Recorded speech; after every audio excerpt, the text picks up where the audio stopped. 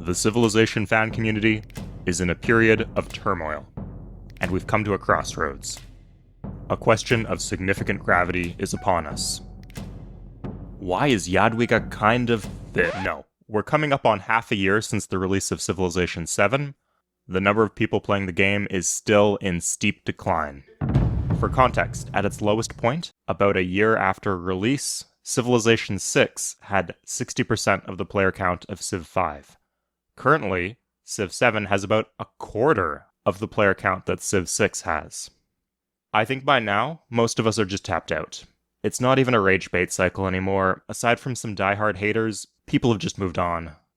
That includes me. I made one half-assed video on release, got my money back, and haven't covered the game since. The franchise isn't in an awful spot, though. A decent number of people like Civ 7. Financially, this is not Concord level of train wreck. This isn't the Divergent movies. They're not going to pull the plug. I'm sure they're going to get the expansions out and recoup most of their costs and some of the loss of prestige. And the back catalog is strong.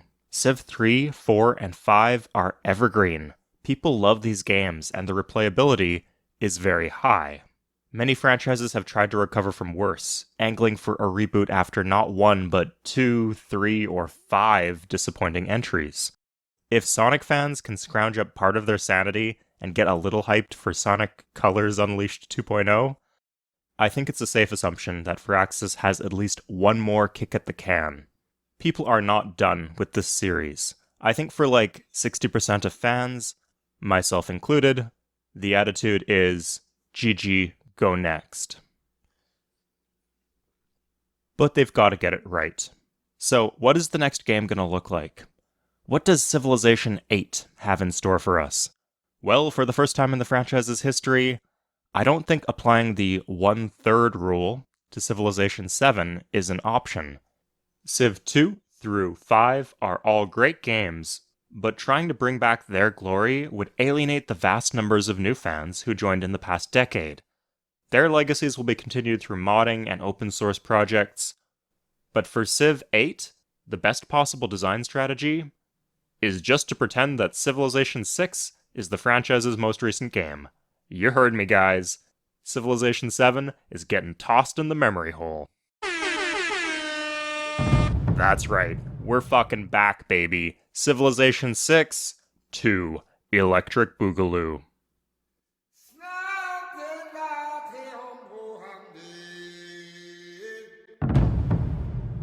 Before we begin, if you like Civilization, please subscribe to the channel. Thank you. Now, there are some good ideas from Civilization 7 that could be built on, but some really big things need to be scrapped or reverted. Let's begin there. First things first, the art style, straight up just walk it back. There's precedent here, too. The franchise has had a tendency to oscillate between stylized, cartoony games and games that are attempting a more realistic art style. Generally, the even-numbered games fall into the former category, and the odd-numbered games fall into the latter category. You can see this in, for example, how these games have portrayed Gandhi. These two look like real people that could actually exist. These guys look like a grandfather from a Pixar movie who's about to kick your ass at chess in the park. A realistic direction worked well when they were doing Civ 3's isometric style, but for newer installments, stylized is superior, in my mind. There are a few reasons for this. First, there's just visually more going on screen. We're spreading out our units now with 1 unit per tile. Buildings and wonders now need to physically exist on the map, instead of being hidden inside the city viewer function. And realism takes away from the clarity that we need to navigate these new obstacles. Secondly, they're relying less on abstraction, and they're holding themselves to a higher standard in terms of making the world look like a real landscape, and not like a map. So, for example, 1 unit is now animated as a group of people, instead of just one dude. That's more detailed and realistic, but it also obscures the unit's function. You can make the difference between a swordsman and a maceman more clear by using stylization, using color, and having the game not be dark and murky as hell for no reason. I actually like and prefer the art style for the UI in Civilization 5 and 7. It kind of looks like the yearbook art for the most bougie school imaginable. Artistically, all the game's menus are fine, but we're approaching another topic, and I'm sure that you know what it is. The UI.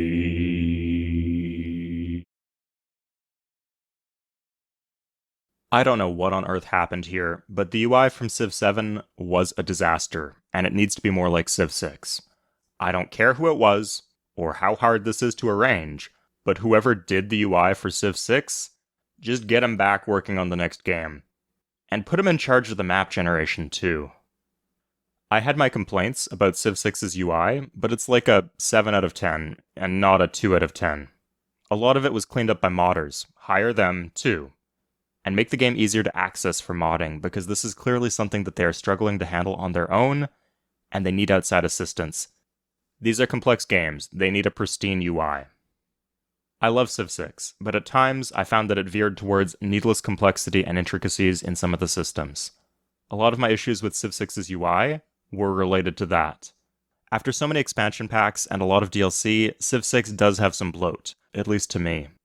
And trimming the fat is exactly what a faithful sequel to Civ 6 could do.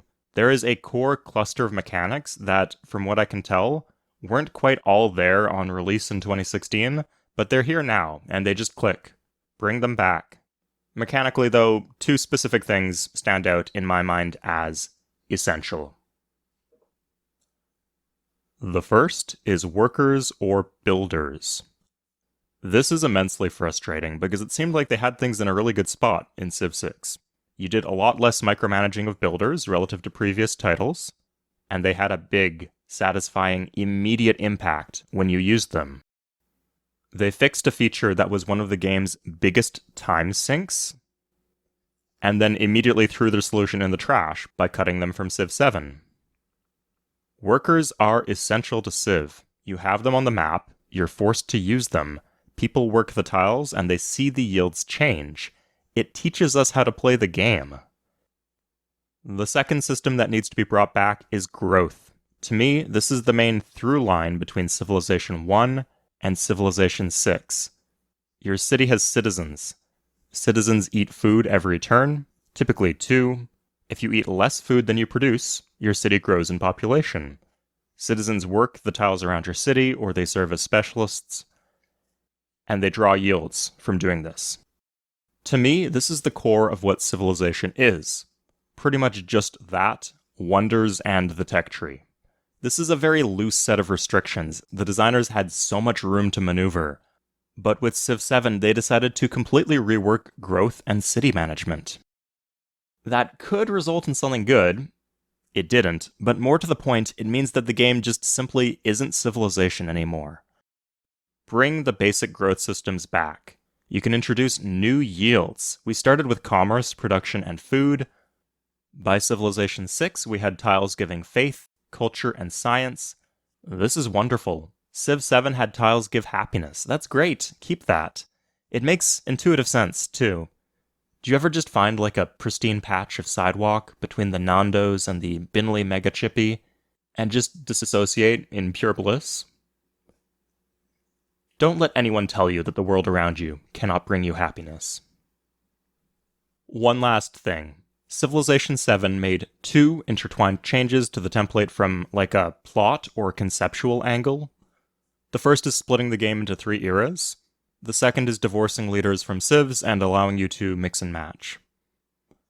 I don't mind these so much, but I think they killed the vibe of the series. Like, Civ 2 sold 3 million copies. It was a huge hit, on par with, say, Legend of Zelda Majora's Mask. It was also, even for its time, a very frustrating game. Civ 6 is very complex for a mainstream hit, but consumers were still drawn to them because the gameplay hook was crystal clear. Play as the leader of a single civilization, lead your people from the Stone Age to the Information Age. That hook is gone. Now, hooks are just hooks. You can have a great game without a great hook. Like, what's the hook for Final Fantasy X? But not having a hook makes people less likely to care. and less likely to put up with an overpriced and unfinished product. So bring it back. One Civ, one leader. I don't care who that leader is. Ada Lovelace, Benjamin Franklin, gender-swapped Shaka from Civ 2. Hell, put in Jane Austen for all I fucking care. Just restore the hook and the continuity of the game. The Ages system can be an alternative game mode. It seems like a good option for multiplayer modders to have, for quicker games. On that subject, bring back Regicide and City Elimination from Civ 3. I need to make my enemies die explosive deaths again. So, these are the areas, in my mind, that are most in need of a flat revert. Everything else is a bit negotiable. A lot of people like the combat and the new diplomacy system where you have influence as a sort of currency. Legacy paths could work, as could the trees for attributes. I think town specializations would be great if you applied them on top of the traditional growth rules. We don't have to throw the baby out with the bathwater, but we need some ground rules. We need a solid batch of design choices that inspire confidence in the direction that the series is headed in. We need Civilization 6. So that's all for today. Godspeed, everyone.